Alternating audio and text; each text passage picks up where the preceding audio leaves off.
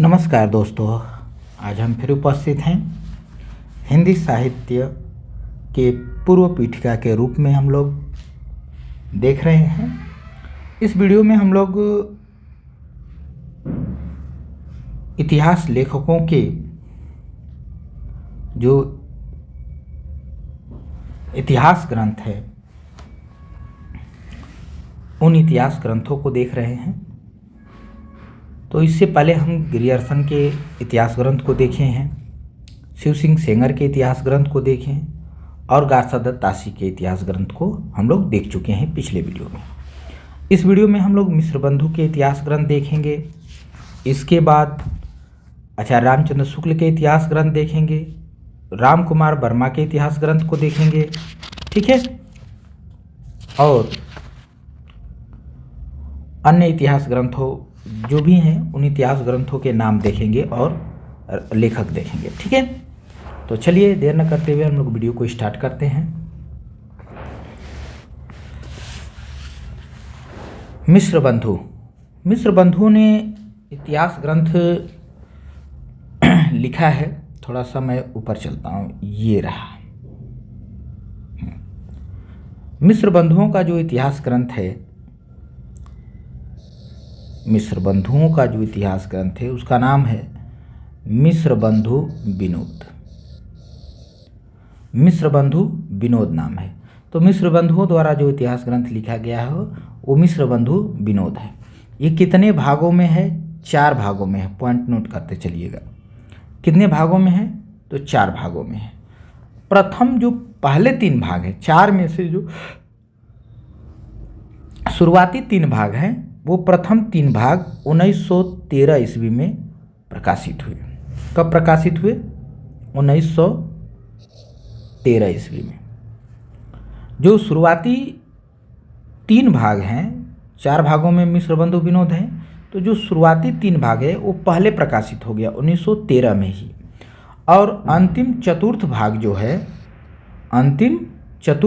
जो है 1934 ईस्वी में प्रकाशित हुआ।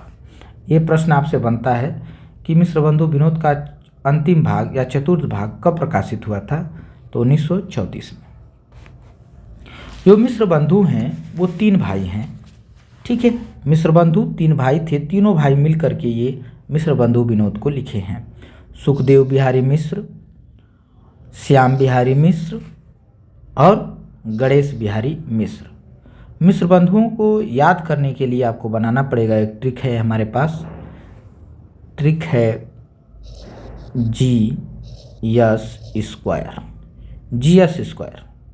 ठीक है। ट्रिक क्या है हमारे पास? GS square. जी से गणेश बिहारी,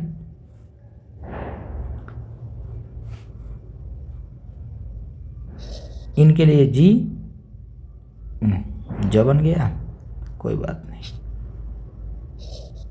जी से, और श्याम बिहारी को यस से, और सुखदेव बिहारी को यस से, ठीक है। GS square. गणेश बिहारी, श्याम बिहारी, सुखदेव बिहारी। चलिए, मिश्र बंधुओं के जो इतिहास ग्रंथ मिश्र बंधु विनोद है उसकी समीक्षा करते हैं। क्या है इस ग्रंथ के अंदर? इसमें कुल कवियों की संख्या 4591। कितनी है? 4591 है, ठीक है। या लगभग 5000 इसको कह सकते हैं, लगभग 5000। मिश्र बंधुओं के जो इतिहास ग्रंथ है उसमें कुल कवियों की संख्या लगभग 5000 है। अगर एक्यूरेट पूछा जाए तो 4591 बताएंगे। इसमें काल विभाजन का व्यवस्थित रूप देने का प्रयास किया। देखिए, काल विभाजन की शुरुआत जो है ग्रियर्सन ने की है, लेकिन मिश्र बंधुओं ने जो है काल विभाजन को व्यवस्थित रूप देने का प्रयास किया है। काल विभाजन को व्यवस्थित रूप देने का प्रयास इस इतिहास ग्रंथ में हुआ है। व्यवस्थित रूप, काल विभाजन का प्रयास तो ग्रियर्सन ने किया है, लेकिन उसको व्यवस्थित रूप देने का प्रयास मिश्र बंधुओं ने किया है। यह कालानुक्रम पद्धति पर लिखा गया है। किस पद्धति पर लिखा गया है? कालानुक्रम पद्धति पर लिखा गया है। हमने देखा था कि ग्रियर्सन के इतिहास ग्रंथ और मिश्र बंधुओं के इतिहास ग्रंथ, ये दोनों का इतिहास ग्रंथ जो है कालानुक्रम पद्धति पर लिखा गया है। शिव सिंह सेंगर और गारसा दत्तासी, इनके जो इतिहास ग्रंथ थे वर्णानुक्रम पद्धति पर थे। ठीक है, इसमें हिंदी के विकास काल को मुख्य रूप से 5 भागों में बांटा गया है। यहाँ देखेंगे इन्होंने जो अपना इतिहास ग्रंथ लिखा है उसमें हिंदी का जो विकास क्रम है उसको 5 भागों में बांट करके दिखाए हैं, यानी 5 भागों में बांटे हुए हैं। ठीक है, और उसमें जो उन्होंने किया है उपविभाजन भी कर दिए हैं। ठीक है, उसका जो है 5 विभाजन तो किए ही हैं, फिर उसका उपविभाजन भी कर दिए हैं। तो उपविभाजन को लेने पर जो है कुल 8 युगों में बढ़ जाता है। ठीक है, इस इतिहास ग्रंथ को शुक्ल जी के इतिहास ग्रंथ का उपजीव्य या आधार ग्रंथ माना जाता है।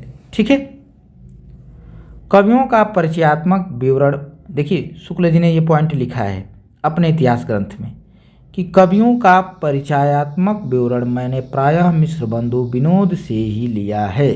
ये कथन किसका है? शुक्ल जी का है। ठीक है, किसका कथन है? शुक्ल जी का। विश्वनाथ प्रसाद मिश्र ने मिश्र बंधु विनोद को हिंदी साहित्य के इतिहास लेखन का प्रस्थान बिंदु कहा है। विश्वनाथ प्रसाद मिश्र ने मिश्र बंधु विनोद को हिंदी साहित्य के इतिहास लेखन का प्रस्थान बिंदु कहा है। ठीक है, यहाँ थोड़ा सा मिस्टेक हो गया है, इसको सुधार लेंगे। ठीक है,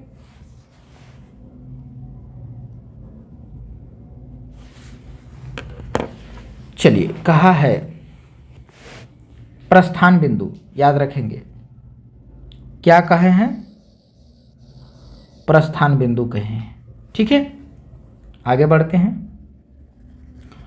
हिंदी साहित्य इतिहास लेखन परंपरा में सर्वोच्च स्थान आचार्य रामचंद्र शुक्ल का है। अब आगे बढ़िए। अब इनके इतिहास ग्रंथ का विवरण जो है समाप्त होता है। ठीक है, बहुत ज़्यादा विवरण हो गया। आगे बढ़ते हैं। आज हिंदी साहित्य इतिहास लेखन की परंपरा में सर्वोच्च स्थान किसका है? रामचंद्र शुक्ल का। ये प्रश्न बन सकता है, इसे याद रखेंगे। ठीक है, इनका इतिहास ग्रंथ, किनका इतिहास ग्रंथ? शुक्ल जी का। इनका इतिहास ग्रंथ हिंदी साहित्य का इतिहास है, जो कब आता है? सन 1929 ईस्वी में। कब आता है? सन 1929 ईस्वी में लिखा गया, जो मूलतः नागरी प्रचारी सभा द्वारा प्रकाशित हिंदी शब्द सागर की भूमिका, ठीक है, हिंदी शब्द सागर की भूमिका के रूप में हिंदी साहित्य का विकास नाम से प्रकाशित हुआ। ठीक है, नागरी प्रचारी सभा द्वारा एक ग्रंथ प्रकाशित हुआ था जिसका नाम हिंदी शब्द सागर है। उसी की भूमिका में हिंदी साहित्य का इतिहास, जो शुक्ल जी का ग्रंथ है, वो ग्रंथ जो है हिंदी शब्द सागर की भूमिका के रूप में प्रकाशित हुआ था, और भूमिका में इसका शीर्षक दिया गया था हिंदी साहित्य का विकास। ठीक है, फिर बाद में हिंदी साहित्य का विकास शीर्षक हटा करके क्योंकि ये बहुत बड़ा इन्होंने जो हिंदी साहित्य का विकास यानी जो भूमिका लिखे थे, वो भूमिका बहुत बड़ा हो गया था। ठीक है, तो उसको अलग से निकाल करके और हिंदी साहित्य का इतिहास नाम दे करके एक पुस्तक में प्रकाशित कर दिया गया, जो हिंदी साहित्य का इतिहास नाम से चर्चित है। ठीक है, चलिए आचार्य रामचंद्र शुक्ल के ग्रंथ की समीक्षा कर लेते हैं। अब इनके इतिहास ग्रंथ की समीक्षा करते हैं। यह हिंदी साहित्य का पहला इतिहास ग्रंथ है। पहला पॉइंट, यह हिंदी साहित्य का पहला इतिहास ग्रंथ है जिसमें सूक्ष्म, व्यापक दृष्टि, विकसित दृष्टिकोण, स्पष्ट विवेचन, विश्लेषण और प्रामाणिक निष्कर्ष दिए गए हैं। ठीक है, हिंदी साहित्य के 200 वर्षों को इतिहास 200 वर्षों के इतिहास को 4 सुस्पष्ट कालखंडों में विभक्त है। यानी इन्होंने 4 कालखंडों में विभक्त किए हैं। हिंदी साहित्य के इतिहास को 4 कालखंडों में क्या कर दिए हैं शुक्ल जी अपने इतिहास ग्रंथ में विभक्त किए हुए हैं, यानी 4 खंडों में बांटे हुए हैं। ठीक है। पूरे भक्ति काल को 4 भाग, यानी भक्ति काल को उन्होंने 4 भाग या 4 शाखाओं में बांटकर उसे शुद्ध दार्शनिक व धार्मिक आधार पर प्रतिष्ठित करने का श्रेय शुक्ल जी को ही है। शुक्ल जी ने अपने इतिहास ग्रंथ में भक्ति काल को 4 भागों में या 4 शाखाओं में बांटकर उसे शुद्ध दार्शनिक व धार्मिक आधार दिए हैं। ठीक है। शुक्ल जी ने कवियों का व साहित्यकारों के जीवन चरित्र संबंधी इतिवृत्त के स्थान पर उनकी रचनाओं के साहित्यिक मूल्यांकन पर जोर दिया है। अब देखिए, कवियों के बारे में ज़्यादा नहीं लिखे हैं, उनकी रचनाओं, उनके साहित्य पर इन्होंने बल दिया है। कवियों के जीवन वर्णन पर या जीवन चरित्र पर इन्होंने ज़्यादा बल नहीं दिया, उनकी रचनाओं पर ज़्यादा बल दिए। ठीक है।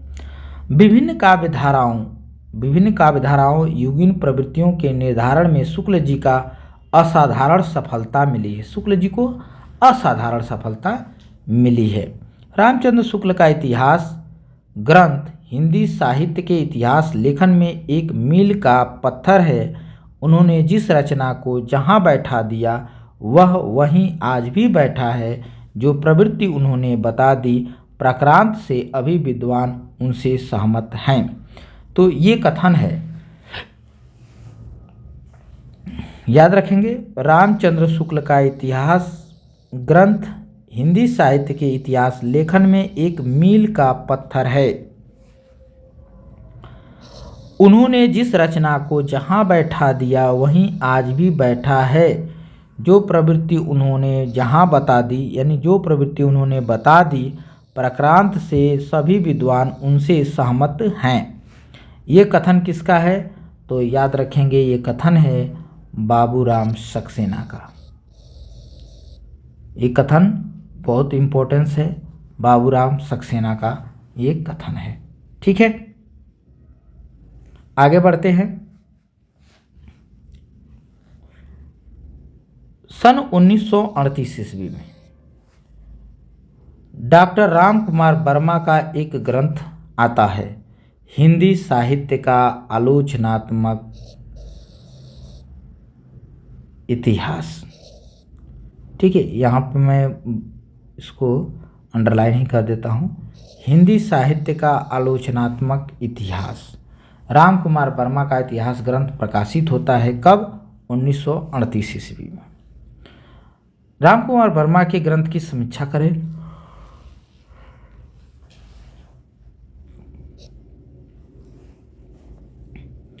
इसमें भक्ति काल तक के साहित्य की आलोचना की गई है, यानी आदिकाल से लेकर भक्ति काल। ठीक है, और समय सीमा देखें तो 693 ईस्वी से लेके 1693 ईस्वी तक के काल अवधि का ही इतिहास लिखा गया है। अब देखिए इन्होंने क्या, यहाँ देखेंगे, धीरे थोड़ा ध्यान देंगे। ये 693 से लेके 693, अगर एक को छोड़ दिया जाए तो 693, बड़ा आसान हो गया याद करने, और एक आगे लगा लीजिएगा। 693 से लेकर के 1693 तक की कालावधि का इतिहास लिखा गया है। ठीक है, यह आलोचनात्मक पद्धति में रचित है।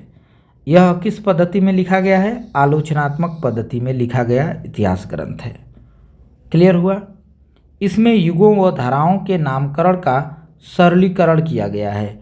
इसमें जो शुक्ल जी ने जो नाम दिए थे भक्ति काल के 4 भागों में बांट करके, उन नामों का इन्होंने क्या किया है?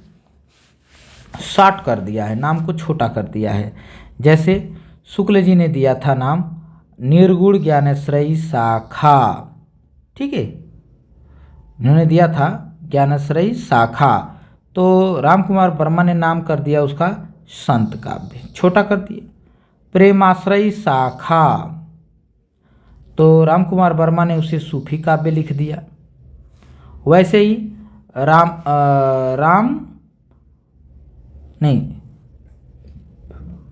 राम काव्य धारा, ठीक है, हाँ, तो राम काव्य धारा को उन्होंने राम काव्य और कृष्ण काव्य धारा को उन्होंने कृष्ण काव्य कर दिया, ठीक है। तो इस प्रकार से इन्होंने नामों को क्या कर दिया, छोटा कर दिया है। कौन? राम कुमार वर्मा ने। शंभू को हिंदी का पहला कवि माना जाता है। शंभू को माना नहीं जाता है, इन्होंने माना है, ठीक है। स्वयंभू को हिंदी का पहला कवि किसने माना? राम कुमार वर्मा ने। ये पॉइंट आप याद रखेंगे कि स्वयंभू जो है, जबकि अपभ्रंश के कवि हैं। किस भाषा के कवि हैं? अपभ्रंश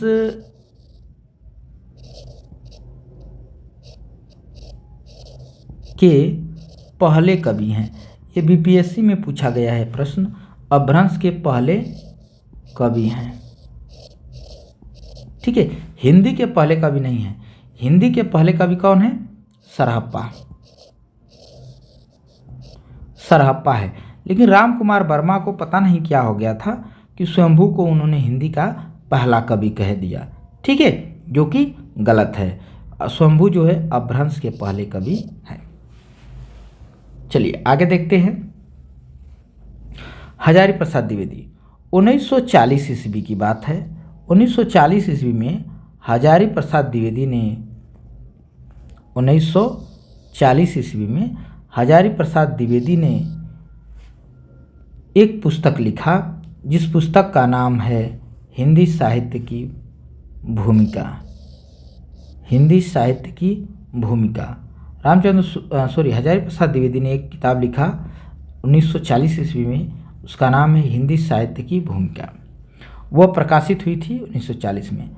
इस साहित्य में क्रांतिकारी कदम उठाए गए हैं, ठीक है।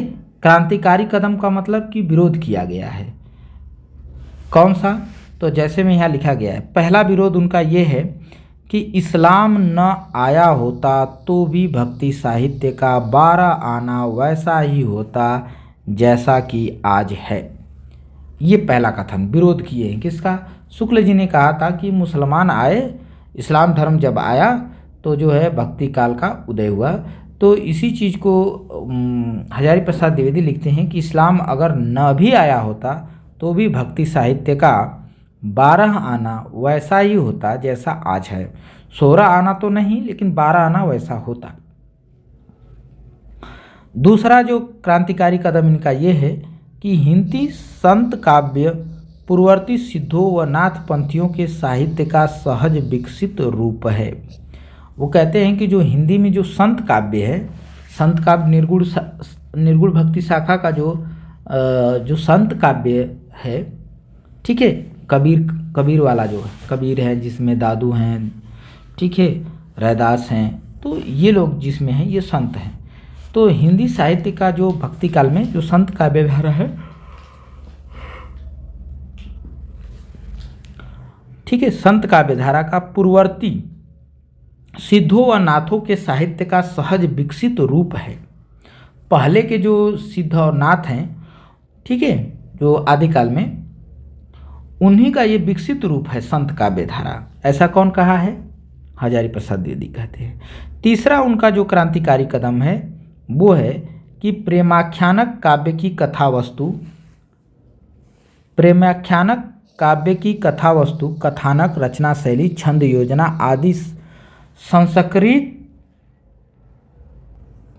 संस्कृत, प्राकृत व अपभ्रंश की काव्य परंपराओं पर आश्रित है, ठीक है। जबकि शुक्ल जी ने कहा था कि फारसी परंपरा में लिखा गया है, ठीक है। तो इन्होंने लिख दिया कि प्रेमाख्यानक काव्य की कथावस्तु जो है, या उसका कथानक है, या रचना शैली, या छंद योजना जो भी है, वो संस्कृत और प्राकृत और अपभ्रंश की काव्य परंपराओं पर ही आधारित है। इनके 3 ग्रंथ हैं। पहला है हिंदी साहित्य की भूमिका। पहला इनका इतिहास ग्रंथ कौन सा है? हिंदी साहित्य की भूमिका। और दूसरा इनका इतिहास ग्रंथ है हिंदी साहित्य का उद्भव और विकास। और तीसरा इनका इतिहास ग्रंथ है हिंदी साहित्य का आदिकाल। ठीक है, तो ये इनके 3 इतिहास ग्रंथ हैं। आगे गणपति चंद्र गुप्त कहते हैं, ये कथन गणपति चंद्र गुप्त का एक कथन है कि आचार्य हजारी प्रसाद द्विवेदी संभवतः पहले व्यक्ति हैं जिन्होंने न केवल शुक्ल जी की मान्यताओं को चुनौती देने का साहस दिखाया अपितु सबल प्रमाणों के आधार पर उनका खंडन भी किया है। ये बात कौन कहते हैं? गणपति चंद्रगुप्त। ये मोस्ट इम्पॉर्टेंट कथन है। ठीक है, ये कथन है गणपति चंद्रगुप्त का। ये कहते हैं कि हजारी प्रसाद द्विवेदी जो है ऐसे संभवतः ऐसे पहले व्यक्ति हैं जिन्होंने कि शुक्ल जी की मान्यताओं को चुनौती देने का साहस दिखाया है। अपितु केवल साहस ही नहीं दिखाया अपितु सबल प्रमाणों के आधार पर उनका खंडन भी किया है। अब देखिए इतिहास ग्रंथ, कुछ इतिहास ग्रंथों को हम लोग देखेंगे। ठीक है, तो चूंकि ये लिस्ट थोड़ी लंबी है तो हम लोग इसको अगले वीडियो में कवर करें तो अच्छा रहेगा। ठीक है,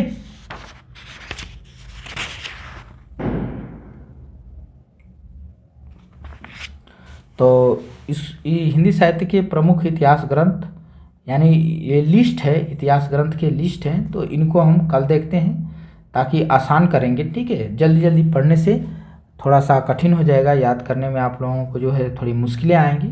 तो इसे जो है हम अगले वीडियो में आप लोगों को देते हैं। आज के वीडियो में इतना ही। आप सभी लोगों को लास्ट तक बने रहने के लिए बहुत बहुत धन्यवाद।